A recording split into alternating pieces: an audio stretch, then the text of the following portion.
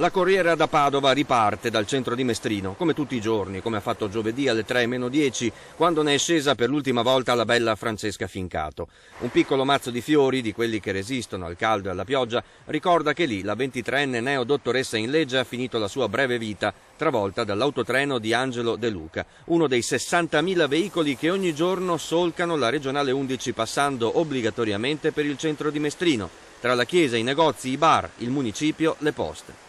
La situazione non è più una necessità ma è una vera e propria emergenza e il Comune di Mestrino farà tutto ciò che è in suo potere a livello del prefetto, a livello di Veneto Strade, a livello del consorzio di polizia locale per aumentare la sicurezza di questo tratto stradale pericolosissimo.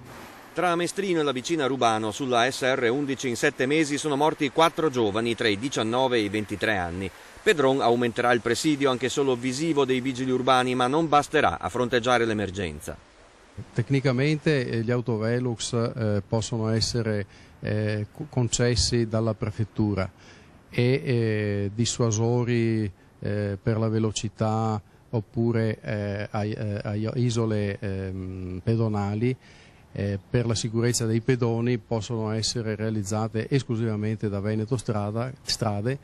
Nel CDA di Veneto Strade siede un padovano che potrebbe oggettivamente fare qualcosa per altri padovani. I dossi con pendenze più dolci possono essere anche sperimentalmente esaminati.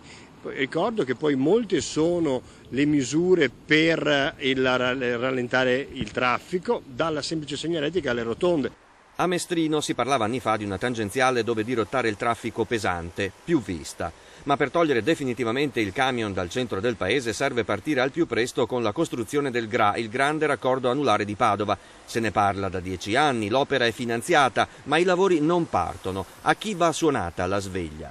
La Regione Veneto principalmente, allo stallo che in questo momento si determina presso fra la Regione e il Ministero e i ministeri preposti perché l'opera è in legge obiettivo, almeno lo stralcio padovano deve partire.